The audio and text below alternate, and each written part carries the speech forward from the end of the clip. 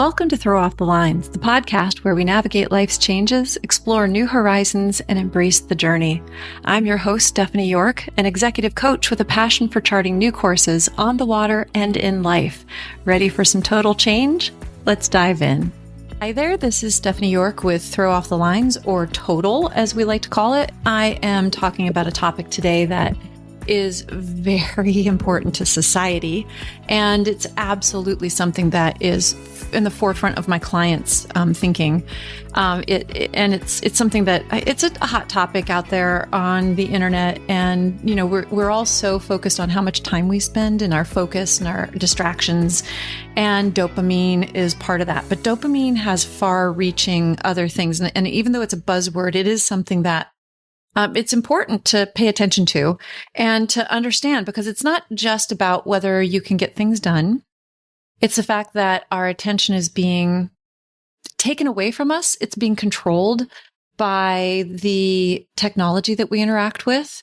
And salespeople know about dopamine big times. I mean, the fact that a dopamine hit is what people use to sell you information and to sell you objects. Dopamine affects us in so many ways. So I want to kind of dive into it, because I think you need to be aware that every interaction you have with a product or a video or an audio is going to be a signal to releasing dopamine, and that dopamine is one of the reasons we get addicted to things. There's much deeper content, and there are way smarter people than me talking about it.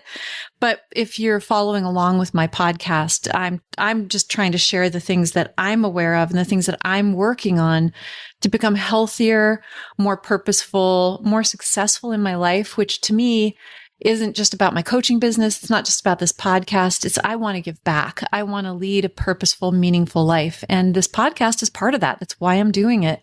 And dopamine is something that I mean, there's deeper concepts to talk about. I just come across something that said, people are born to be dopamine receptive, and they search for goals. I've always been goal oriented my entire life. In fact, it's probably what I was able to use to pull me out of poverty and to force myself to move forward. And now why I pursue racing sailboats on the ocean. It's definitely a dopamine hit, but it goes beyond that. You should listen to my episode on effort, because it talks about the reward of activities that we're trained to do. And that kind of goes where dopamine isn't just the chocolate candy that we eat. Dopamine can often be the effort. So let's talk about understanding how it affects you. And I'm just going to dumb it down to my level. So if you really want to know about dopamine, there are lots of medical journals written about this. There's tons of podcasts, but I think it's really important. Whatever you do,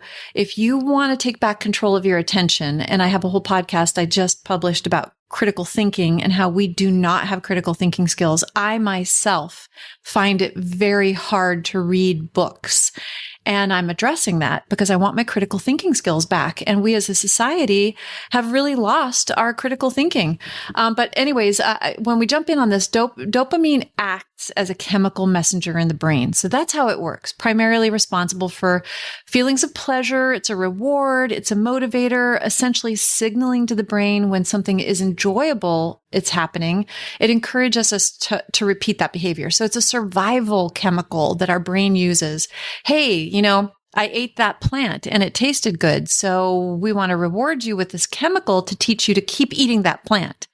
Oh, I ate that plant and I felt really bad. Well, I did not get dopamine from that. So my brain is going to signal to me to not eat that plant again. Or I touched that hot stove. Ooh, I'm going to get a very different chemical than dopamine. So my brain is going to tell me, don't touch that hot stove again. I know that's super baby simplification, but I want to use these large terms because that's how I see stuff. But it does play a key role in movement, learning, memory, and it's released when we engage in activities like eating delicious food or having sex or achieving a goal.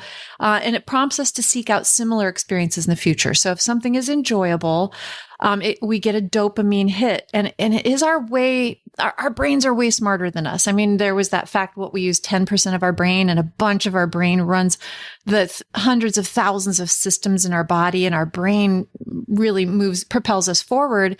Dopamine is a tool that our brain uses to get us to move and makes us learn and creates memory. And by releasing this chemical into our system, our brain makes us do different things. So keep that in mind. Key points about dopamine. Its function acts as a neurotransmitter. So it's sending signals between nerve cells in the brain, primarily within the reward pathway, which is activated by pleasurable experiences. And I've got a whole episode on habits and creating new neural pathways and how to make those changes in your life so that you're not chasing just the dopamine that you have a super highway to, that you're hacking out a trail in the bushes to a different goal and beating that down until that dopamine neurotransmitter reward pathway is set up for that path. So go listen to the habits episode as well. And there's a release mechanism. When a rewarding activity occurs, dopamine is released from neurons in the ventral tegmental area, VTA. Again, I am not a doctor. Dr. Huberman, who's a neuroscientist, has great podcasts on dopamine. But it releases dopamine when we have done a rewarding activity in the midbrain, and it travels to the different parts of our brain, including the nucleus accumbens. I'm not going to go into the detail of that, just knowing for our purposes in this podcast, it is just dopamine gets released when you do something that you like. And the impact it has on our behavior is the release of dopamine. It reinforces that behavior that led to the reward. So it makes us more likely to repeat it. And then dopamine also plays a crucial role in motor control. So its role in movement of our body, the crucial role in motor control in low levels are associated with conditions like Parkinson's disease, which affects movement. But when we do an action and like I lifted my arm, oh, I felt good about lifting my arm, or I had to lift my arm in order to get that piece of cake that I ate that gave me dopamine, where our brain's going to do the sequence, that neural pathway. Well, lift your arm, reach for that cake and put it in your mouth. And now I'm going to give you dopamine. It's like a Scooby snack. Dopamine is the Scooby snack for our brain. But we have receptors all over in different places in our brains. And there's, again, a lot to study about it. But I just want to keep it really simple because we are all so busy. We're so distracted. And I've even said, I have huge focus issues right now that I'm actively working on. And man, it is hard to beat back the attention span. But we want to know that we are able to impact this. And that's what this whole thing is about. Just recognizing that we have a dopamine response. Whether you're trying to quit sugar, why is it so hard? Because your brain is fighting against you. Why are you trying to quit alcohol? That is a really hard one because it's so socially accepted, even though it's one of the most dangerous drugs in the world today. And that neural pathway of, oh, I'm off work, I'm tired, we automatically think, let's go to happy hour and meet our friends. And I'm not going to go and have water because my body is not rewarded by that. Instead, I'm going to have that beer or that glass of wine or that mixed drink. And then my brain is telling me, go to the bar. My brain is telling me, order the drink. My brain tells me, pick it up, drink it. Now here's your dopamine. Here's your Scooby snack because you did what you're supposed to do. So there's a lot of talk about algorithms. There's some amazing documentaries, which maybe I'll cover on here too, about leveraging the brain's dopamine system and how the algorithms for Google, algorithms for Facebook, Instagram being owned by Facebook, and TikTok, and actually all the news organizations and Google, all of them use AI and have created an algorithm. The people who created the initial Google algorithm there's a documentary on, I think, HBO that talks about how they never thought the algorithm would go as far as it does and how it just continues to feed us little things that are Scooby snacks so that we stay there and keep looking at ads. And that's how those companies make more money. So an algorithm's leverage, it uses your dopamine system by mimicking the reward mechanism, essentially providing intermittent positive feedback to keep us engaged and coming back for more. similar to how a slot machine works by delivering, unexpected small rewards. Like on Facebook, years ago when I first started on Facebook, you would get notifications, and those notifications were always just likes. So, hey, I posted a picture of my food and I would get 5 people who liked it, and it would pop up in a notification. That was your Scooby snack. So you go in and it says Scooby snack notifications, and I have 5 Scooby snacks. And then I'm like, oh my gosh, that feels so good. I may be having a tough day. I may have a challenging project from work or personal project that requires my focus and my attention. But, I need a dopamine hit because I don't want to focus anymore. And the more we go back to that slot machine, and the more we go back to those likes or interesting contact, the more we're triggered in a dopamine surge, and it makes us feel good, and it encourages us to continue interaction with the platform. And now we're seeing those platforms have changed. It's discouraging a little bit, which is good because it does not encourage me to be on Facebook, but my notifications are no longer likes of my pictures or likes of my posts. They are manufactured notifications. So, hey, so-and-so posted this content. You may be interested in it. And it shows up where my likes used to be. So my Scooby snacks have been hijacked, and now they're high fiber pills. So I don't think they understand by manufacturing these notifications, they've actually triggered me to not want to be on Facebook as much as I did before. So those dopamine hits and the way the algorithms use these systems are highly addictive. Our brain used that system for our survival. And these companies and these algorithms are using that survival technique inside our brain to get us addicted to being on their websites. And it is really hard. It is so built into us to chase that dopamine. And there's a lot of things out there that talk about dopamine diets and how to reset your dopamine levels. And they are all valid. And if you are struggling with focus like I am, you have to start focusing in small increments. And I'm probably going to do a whole episode on focus, just not right now. So some key points about how these algorithms use dopamine. It's reinforcement learning. The principle is based on how the brain learns through rewards. So it's central to how the algorithms design experiences that trigger the dopamine release. That reinforcement behavior would be just like the notifications that we get on Facebook. I'm reinforced to go back on there because I want to see who liked my post. And, now those notifications aren't interesting to me anymore. So they see what you like. They go and find that content and they put it on your page.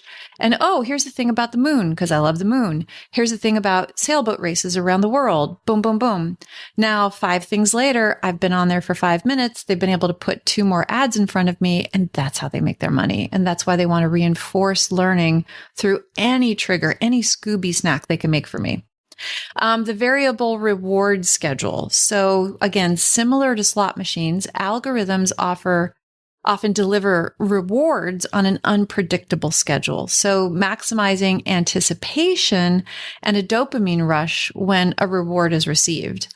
And then the likes and the social validation. So social media platforms use likes and comments as positive feedback. And personalized contact, again, just kind of mentioned, they tailor the content to us. There's been tests. I don't have them at my fingertips right now to talk about them, but where people have said out loud near their phone that they want to find a trip to Greece. And then all of a sudden ads for trips to Greece come up on their phones. That's proven that that's happening.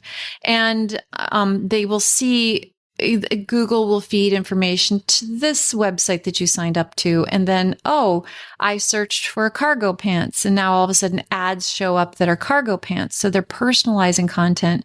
And here's a podcast about cargo pants. I know that's a bit long, but the whole thing about using dopamine against us and the algorithms understanding that reward system and the personalized content is to create what they call infinite scroll.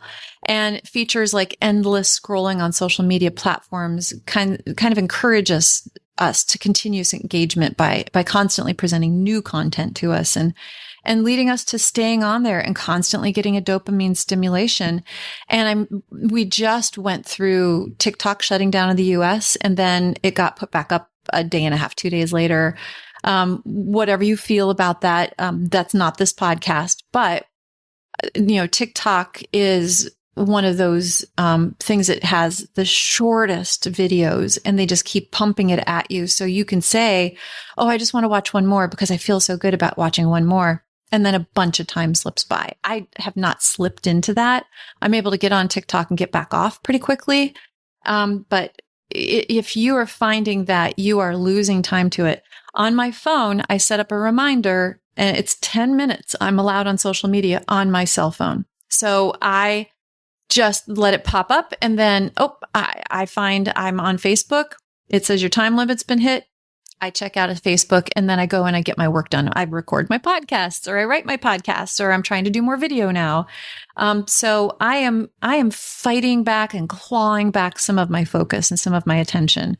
So if you are finding that the dopamine triggers and the fact that they're using your brain's survival technique with a dopamine chemical against you, and that you don't have control over your focus or your attention span, then it is impacting the rest of your life. Trust me, my clients are struggling with it a lot. And when the TikTok ban went into effect, there were people that literally got tattoos about the demise of TikTok, and through rants. And they spent 8 to 10 hours a day on TikTok, and it was their form of socialization. And they were all about dopamine reward, all about that constantly getting that rush. And it is a physical letdown. I know whenever you quit something that is giving you a chemical response, you get addicted to it. That's bad behaviors too. People get really addicted to cortisol and stress hormones, and they have a drama addiction. And the same thing goes for dopamine. We get so addicted to having that chemical in our body all the time that it physically becomes painful, and our brain feels like it's in survival mode now. I don't have that chemical anymore, so you must be in a situation that you're going to die in. And it can feel that bad. That's why people trying to quit smoking, people trying to quit sugar, although sugar is a chemical that is introduced to your body differently. People trying to quit drinking, that's a chemical introduced to your body, but it is a dopamine reward system. And when you can recognize that it is your brain tricking you, maybe you won't be as hard on yourself when you're trying to change your habits. Realize that this has been set up over a long period of time. You've been smoking cigarettes a long time. You've been gambling. It's been building and building. You've been drinking. At first, it was just a little bit, and now you're drinking more. During the pandemic, you drank a lot, and now you're concerned. Well, realize that your body has set up a chemical reward system. And when you can address that, which I'm addressing right now, I quit drinking almost a year ago, and I'm trying to get my focus back, get my critical thinking working again. We want to understand that every time you go on to a website, period, it has a system in place to try to trigger that dopamine. It's trying to find out what your Scooby snack is, and it's trying to give it to you, and your brain is trying to find that Scooby snack. So the more you feed it this junk, and the more you allow that cycle to continue, the harder it is to claw it back. So examples of how the algorithms manipulate you, be aware of them. The like button on social media, the immediate positive feedback you get when somebody hits a like. So you could stop looking for likes. New notification alerts. When I get on the phone with my clients, and sometimes I used to hear beeps and buzzes from their computers, I have them turn off all notifications. No more popping up on the closed screen. And I find myself, we recently had some huge fire activity, and I wanted to know when fires were going on. And I had 3 systems turned on, and it was relentless. It was happening every 5 minutes for a while. I'm getting updates here and updates there. It's triggering stress for me. It's triggering me wanting to look at it. Then it's making me go online. And then a whole day happened that I was stressed. I needed to be aware. Don't get me wrong. I left the alerts on because I needed to know about this. But after the fact, I realized that new notification alert, the sudden sound or the visual, can create an anticipation and prompt me to check my device, which gets me on the device, gives me a dopamine surge. And then I feel engaged. I feel like I'm doing something important and my attention is being taken away. So if my mom sends me a text, sure, I'd like to know, but do I need to know right this second? Not unless I'm her emergency contact and something's going on. I don't need to have my attention being taken over constantly. Personalized recommendations, seeing content that aligns with your interests. Oh, I was going to go back to, sorry, the studies that they had where people are paying attention to content that aligns with your interests and they feel like they have free will. I'll do a whole podcast on free will because I find this fascinating, that you are predictable. I've asked so many people when we talk about their diet while I'm coaching them, how many different foods do you eat? And I think on average, a person eats 11 different foods and not a larger variety than that, just 11. And when we look at, okay, I've got 11 different foods that I'm eating and that's it, then, I think I'm eating more than that when I feel like I'm controlling the content because I'm going and I'm searching on Google for, this thing that's happening in Europe. Sure, you're changing things, but more than 70% of what you're looking for is along your basic interests. And the sites and algorithms and streaming services already know what you predominantly search for. And I have an interest in the universe. I have an interest in business building. I have interests in things outside of just the normal feeds. But those interests get to be known. And all of a sudden I'm being sent content about, hey, this satellite's doing this. And so the streaming services and shopping sites all try to trigger a dopamine response based on content they know you're going to be interested in. And it makes it a lot more likely that you'll continue to browse. And then that distracts you. And then you don't get your stuff done. And then you are under stress and anxiety and blah, blah, blah, blah, blah. So concerns related to dopamine manipulation, obviously, consider whether you have addictive-like behavior. Are you addicted to any of this? Is there excessive engagement with the platforms designed to trigger you? And that can lead to compulsive checking and potential addiction issues. So try to put a block on or a timer on your social media and I have a 10-minute timer on my phone for Facebook and Instagram and TikTok. They all fall inside that 10 minutes. And I notice when that turns off, I want to turn it back on because I wasn't done. And then I have to sit there and I have to think, was I done? Did I see everything I needed to see, everything I wanted to see? And then I say, yeah, I did. I wasn't reading anything important. I was in the middle of an article, so I felt a panic, but no, I'm done. I did this for a reason. Mental health impacts. Constant pursuit of digital validation can negatively impact your self-esteem and your mental well-being. It's not necessarily real dopamine releases. You're not interacting with a person where it's a fulfilling interaction, and the dopamine response isn't because you got to meet somebody new and exchange ideas. You didn't get physical, real comfort and contact from a person. You got it from an online platform. And when you're addicted to that kind of behavior, it can be so isolating. You can feel like the world's against you. You can feel like you can't break free of it. And it makes you much less likely to go outside of your home or outside of the digital world. And that can lead to even bigger and bigger problems, anxiety and stress and depression. So some of the mental health impacts are constant pursuit of digital validation negatively impacts self-esteem and mental well-being. And if you had problems like depression, I've had a lifetime relationship with depression. It can then lead to real addiction because your body needs the dopamine from somewhere. So while you're trying to cut out sugar or stop smoking or stop drinking or stop using social media, and yeah, I'm lumping all those behaviors together as addictive behaviors, your body is so used to having this bathtub full of dopamine, and it is a chemical that your body releases for survival. Your body, your brain is going to think, we're in survival mode. And survival mode is never a good place. I have an episode on resilience, and it talks about how to survive a situation. So when you're first stopping dopamine and you're slowing it down, your body's going to have this reaction that's very visceral. So recognize that's going to happen and set a timer for yourself, 20 minutes, and then maybe I'll go back on. I'm going to write a poem for 5 minutes, and then I'm going to get up and I'm going to go eat an apple, and then I'm going to go for a walk, and I'm going to listen to music, and start to realize that it's going to be a bit of a fight until you can reprogram yourself. And then go listen to my podcast on habits and critical thinking skills, and start to rebuild not needing that dopamine. Start to fight through. After a week, you are past most of the physical implications of that dopamine surge. So that week is going to be a really tough week.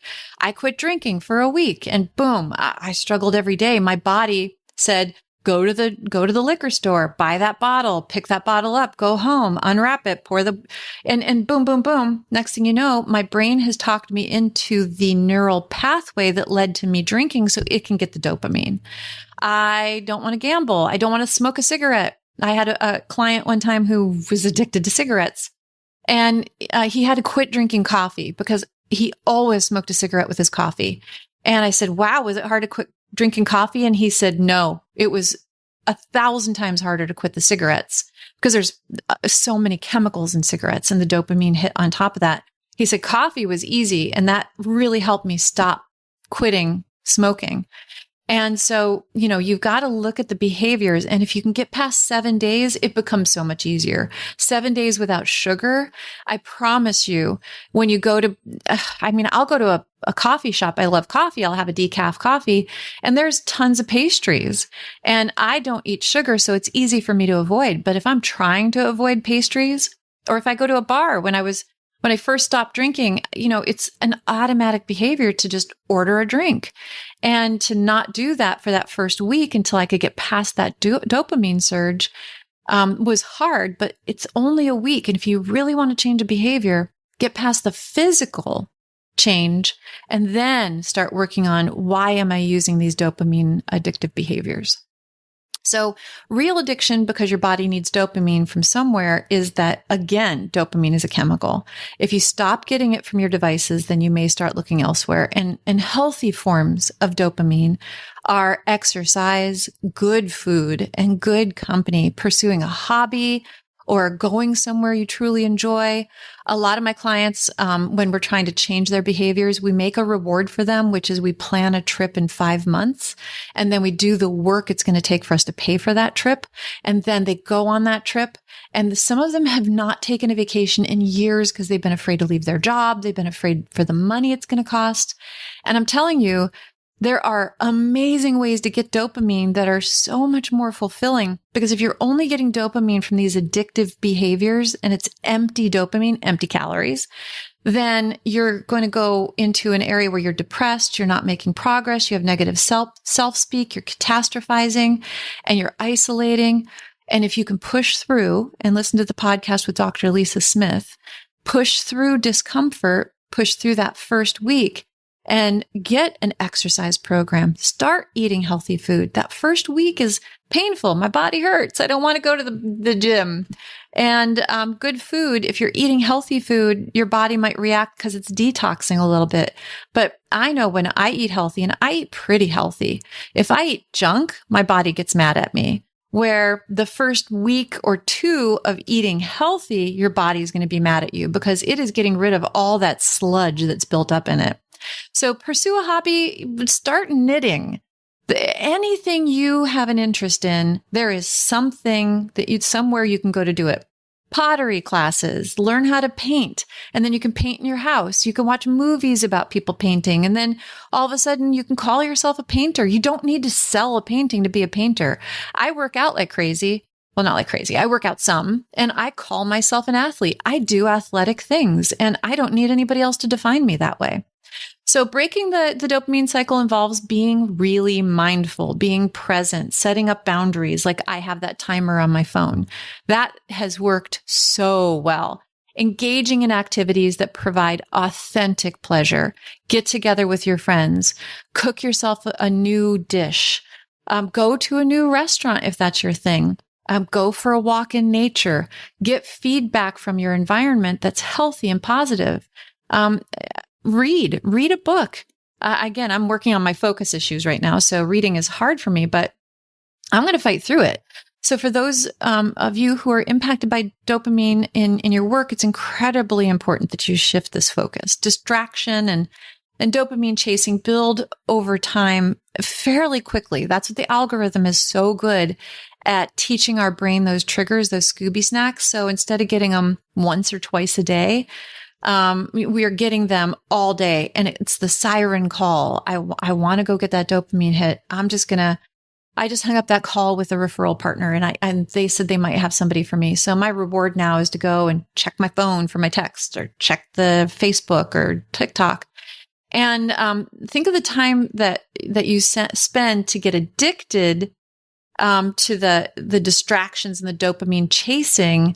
It's kind of like they say, heroin you get addicted to the first time you use it. And please don't come back on me and say that I'm lying about that. I don't know for sure, but you can say some drugs can lead to addiction very, very quickly. And dopamine is just like that, because our brain is telling you, I need this chemical to live. When you quit supplying that chemical, your brain thinks it's in survival mode and that it's in danger. So the psychology of it is really, really crazy how fast you can become addicted to algorithms. They're hooking us even when the intent for us is to stop and focus. So being mindful, being aware. Our lack of focus and dwindling effect is causing more and more of this distraction. So try a test. Analyze what is the most important thing you have to do today. What calls do you have to have? Now go put a do not disturb on your phone. And turn it on, but only allow phone numbers to come through that are super important, like kids or your spouse, your parent. Somebody, make sure you plug in during do not disturb the calls that you need to come through. Now, when you have that do not disturb on, only information from those numbers will come through as a message, but they'll still pop up. But your phone, for all intents and purposes, knows you do not want to be disturbed. And it takes only a moment. And once you set it up, it's set up. But what you're trying to do is be aware of how much dopamine has impacted you, just how much you are controlled by your device and by the algorithms that are being used. Next, I really feel what is going on. You blocked it. You now have turned on, now turn on your do not disturb. Now that you've set it up and you've got a couple of phone numbers that are allowed to come through. I work with people in the mortgage industry, and they have processors. There's a lot of stuff going on. So maybe they allow their operations team to pop through the do not disturb, but nobody else. None of their referral partners, none of their clients. Nobody can pop through except people that are critical to communicate with. And then we turn on our do not disturb. Now, we don't have access to our little dopamine machine. It's not popping up at us and showing us stuff. It's not distracting us. Turn off all the noises on your phone. And I want you to sit and think about, what do I feel like? What am I feeling? How do I feel that only a couple of people can get through on this? I have clients who block out time, and they're extremely uncomfortable with being disconnected. They feel like if I take a half hour to focus on this action that is critical to the future of my business, then I'm going to be behind. When in fact, not blocking out that time and not giving it the attention it needs means you impact your business negatively, and you could lose business very quickly. And our monkey brains want that dopamine. The reptilian, we could go on and on about the reptilian brain. It feels like it's in survival mode and it's dying and it needs that. And it's knocking on our head like an addict. We're cut off from our supply. And we're all addicts, all of us. If you're listening to this, you are addicted to, in some ways, to a dopamine response. You get Scooby snacks. And we've become that way by using our devices. And our devices feel so permanent and so important. I mean, look around you. I go into a doctor's office and nobody looks at each other. Everywhere you go, everybody is on their phone. No interactions are happening anywhere. And it's really, really scary because we're not communicating. That's why it's so important for you to understand how much dopamine addiction is running your life, because know it or not, it is. And you're addicted to your phone. You're addicted to your computer. You are very addicted to TV shows at night. We are addicted to amusement. We're addicted to allowing our brains to be hijacked. We don't have very much authentic thought.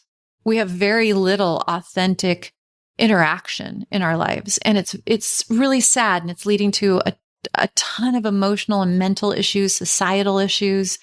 And, if you can turn on the do not disturb while you're working, and even after work, shut off your phone. It's really important to shut your phone off at least once a day anyways. It allows it to reset. It refocuses on security. It keeps people from being able to access it. It's just a good habit to be in. But sit in this for a minute. Try this. And then how do you feel? Are you itchy? Because that's a real response. And are you feeling like I got to get my phone back on me? So, having a dopamine addiction or a distraction issue leading to depression, we talked about that. It leads to absolutely a reduction in work, a reduction in effectiveness, and ultimately physical withdrawal symptoms. And we hear about these people who get up at 5 a.m. and they power through a workout and they eat this and they meditate and they do all that stuff. And they do that really well. But I can't tell you how many clients I start with that wish they were healthier, wish they were more fit, wish they could focus. And we start to set up a morning routine for them. It is not 2 hours ahead of time. It is not an hour-long workout. It may be, I get up, I drink a big glass of water, I then meditate for 5 minutes, I do my journal of gratitude, and that can take 15 minutes. And everybody has 15 minutes to intentionally set their day. And then we go in, and the first 20 to 30 minutes of their morning is working at work on actions that we have to get done to move ourselves forward. Then the rest of your day can be a dopamine response if you want it to be. But once you start this habit of focusing on things that can positively impact your life, then you automatically start feeling better about it. And you start to say, I can handle this. And it builds in effort being the reward. The outcome is the reward, not the immediate Scooby snack dopamine pool you're swimming around in. So things to do that can help you reduce dopamine addiction on top of what I just said. Try that exercise. You want to consume foods high in tyrosine. So it's one of the amino acids, and it's an important building block for dopamine. So it can be found in almonds and bananas and avocados, eggs, beans, fish, chicken, dark chocolate. And what it does, it increases your dopamine levels naturally. That's why a lot of people love to eat a little bit of chocolate every day. And by eating these healthy, whole foods, you are feeding your body a system of foods and things that teach your brain, okay, we have enough dopamine. We don't need to go and search for it. And then try a balanced diet that's higher in protein-rich foods and lower in carbohydrates. Eating a lot of sugar has so many impacts on you. We're not going to go into a lot of that, but ketogenic diets have been shown in animal studies to increase dopamine availability in the brain, but you don't need to go full keto. Eating highly processed and sugary foods leads to cravings and overeating. So when you reduce that, overeating and having these sugary foods reduces your sensitivity to the dopamine receptors. So then you need more. But by fighting that and eating healthier and cutting down on processed and sugary foods, you are more sensitive to dopamine, and you're getting it through almonds, bananas, avocados, eggs, and you're eating better. Then you're able to work out. Your whole life, you boost dopamine levels by making some simple changes to your diet, and that can't be bad. Exercise. There's a ton of research being done right now on the fact that exercise is the best longevity pill you can possibly take, because we are living longer. And in order to live healthier while we're living longer, we need to focus on being fit. And that's the critical thinking skills podcast I just did. Effort. I'm going to do a podcast on health, what I'm doing to be healthy, my health journey, fighting to be your own advocate. But physical exercise, and it can be as much as just taking a walk and going out in nature. It slows down brain cell aging, and it increases dopamine, and it's associated with improved mood and a better overall outlook. It's a perfect way to get a natural dopamine hit. When I go to the gym, I feel fantastic when I'm done. I come home floating on air, and I feel good about it. I also feel better physically because I'm healthier. Another huge thing, and I keep pushing this so much, is meditating. hundreds of research studies have demonstrated that overall health benefits of prayer and meditation or focusing your mind and being more mindful have increased dopamine by 65% following an hour of meditation. An hour is way too long, but if you start every day, kind of get up, get that glass of water, start 5 minutes of meditation, use an app like Balance or any form of guided meditation. You can just turn on YouTube and turn on Om music and that is Om, and listen to it and just take the 5 minutes to center your brain. And as thoughts come across, send them away. Nobody is perfect at it. That is not what we're going for. It is just being mindful and quiet for 5 minutes. It trains your brain. It's so powerful. And even if you're not going to do meditating, you can pray and then start a gratitude journal, write in it for a minute, just throw stuff in there, and you will have already set yourself up from a dopamine standpoint in a healthy way. Also, getting a massage. Exciting research has demonstrated that massage therapy increases dopamine levels by up to 30%. And it also decreases stress, the stress hormone cortisol. So keep in mind, there's Groupons for massage. If you have a partner who's willing to help you, you massage them, they massage you. There's tons of classes. There's YouTube videos. Again, I'm always about learning on YouTube. And then always make sure you're getting adequate sleep. That is going to help you combat any habitual addiction behavior, but it also can increase dopamine naturally. So sleep hygiene is huge. Also listening to calming music. Calming music you could just put on, slow-fi or, there's tons of channels on, say, Spotify or YouTube of just calming music. When I'm writing and doing something I have to focus on, I have these tantric drums that I have on my YouTube and I have 8 hours of it. I'll turn that on and it's just a rhythmic drumming and it really calms me and helps me focus so much better. So calming music can increase pleasurable feelings. It improves your mood. It reduces your stress. It helps with focus and concentration. And it also lowers the cortisol, lowers the stress levels. If all this stuff is too hard, go outside. Get a little bit of sunlight, use your sunscreen, but get some exposure to sunlight. It increases dopamine and it can help boost lower dopamine levels if you're fighting against, hey, I just stopped eating sugar or I stopped drinking alcohol and I'm feeling kind of down and I don't know what to do. Get outside and walk. Even if it's winter, put sunscreen on, but get outside and move around. And then there's always natural supplements that you can take that can help with some of that dopamine. And some of the herbs that are recommended, again, I'm not a doctor. I'm not prescribing any of this, and this can all be researched, and I'm going to include this list of herbs in the show notes so you can look at them. They're very widely known. Ashwagandha, rhodiola, and Panax ginseng have all been found to increase dopamine levels. Obviously, do your research, and if you're concerned, talk to your doctor about these. But they also improve focus and increase energy while enhancing your endurance and your stamina.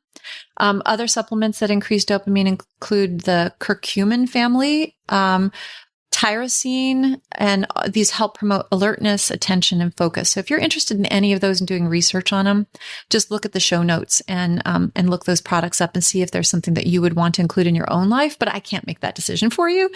And then set boundaries with your technology. I said already, set up a delay of use, limit the amount of time you spend on them, take a break from them altogether. I know that when I shut my phone off and I'm cooking dinner, I reach for it 40 times. I swear, I'm always looking for it. And if I'm in the car and I know where I'm going and I don't need a map, even if I need a map, I can plug the net map in. I try to put my phone in my purse in the back seat so I cannot reach it. You would be shocked how much you're distracted by your phone. I've had clients talking to me on the phone. I've had people video call me while they're driving. It's not that I'm judging you. It's not that I'm saying bad. I'm saying we are doing it without knowing because we are addicted and our attention and our focus is on our next hit of dopamine. And it is literally dangerous. So another way to combat it is limit access to problematic devices by keeping them out of certain rooms at certain times of day. I have now purchased an alarm clock. I was using my phone and I moved all charging away from my bed because I used to have it on the table next to my bed.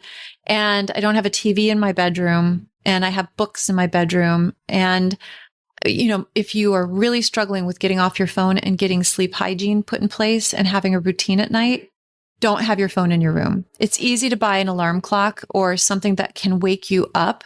If you're on your phone late at night, you are not getting quality sleep. And then limit the time you spend on your computer. You can also set a timer on your computer and, try to limit, recognize, be mindful. That's the biggest thing. Recognize what you're spending most of your time doing if it's affecting your schedule at all.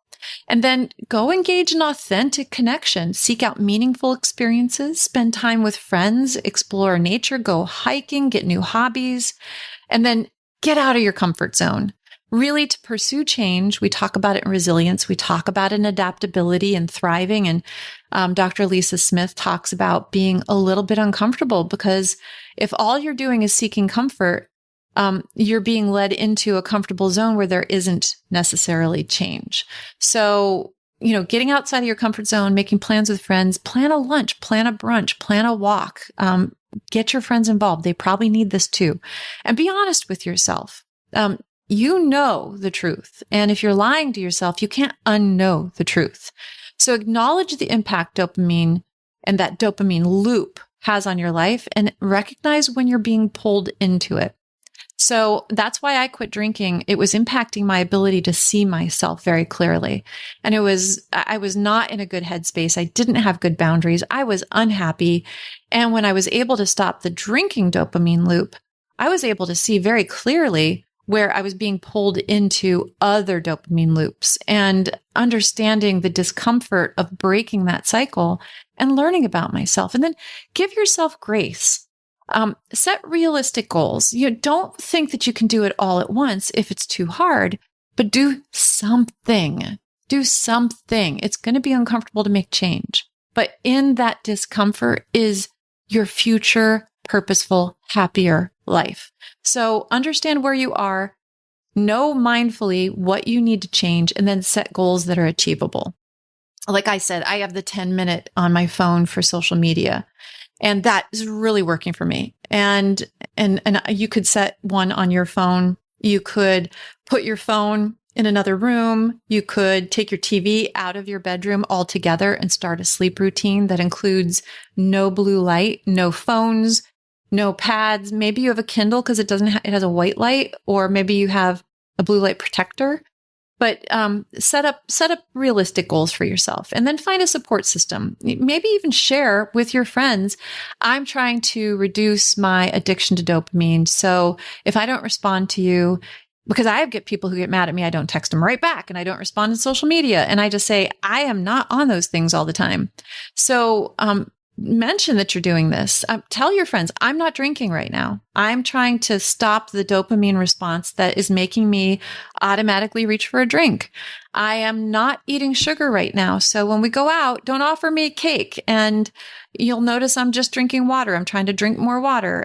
Whatever it is, get that support system to make this change, because this is a difficult change. And some of us have set this change up. We've been building these habits for decades, and they're really hard to break. And I really hope that you're able to recognize where that survival brain reaction is in your life, and that you're able to just make one small change. A great book I highly, highly, highly recommend is called Dopamine Nation by Dr. Anna Lemke. And there's tons of great interviews out there. I really love the podcast Diary of a CEO. I think he does an amazing job interviewing people. And he has a great interview with her. He interviews a ton of amazing people who are experts in their field. And go and read Dopamine Nation, or get it on Audible if you can only listen to it, because I do have clients who are so distracted that they can't read, they can only listen. And you want to understand more and more how it impacts. She goes into depth about the true nature of this addiction. I am brushing across the surface, but what I hope to do is, I'm aware of my dopamine addiction. or my dopamine loops. I am fighting mine every day, and I'm hoping that this podcast helps you recognize where they are. Try the experiment I mentioned in here and just see where you're at. And I really hope it's helped. If you have questions, reach out to me. If you want to sign up and know when new episodes and bonus materials, I'm going to be adding stuff to the website that's not going to be published. So go to throwoffthelines.com and it's in the show notes down below, or follow me on Facebook or Instagram and you'll see some of the new different bonus materials that I put out there. But please just try to lead your best life, a total life, if you will, and throw off the lines. If dopamine's holding you back, throw it off and realize it's not going to be easy, but it can be done. You can change your life today by doing just one simple thing. Try the experiment I talked about. But whatever you do, try to lead a purposeful, meaningful, happier life. It's so worth it, and you're worth it. And please take care of yourself. All right, bye-bye. Thank you for joining me on Throw Off the Lines. If you enjoyed this episode, don't forget to subscribe for future episodes and extras, and leave a review. Share it with someone who needs a total inspiration. You can also find us on Facebook or Instagram and our Throw Off the Lines website. If you want to be a guest or have questions for the host, sign up on the website and we'll get back to you. Until next time, throw off those lines and live your best life.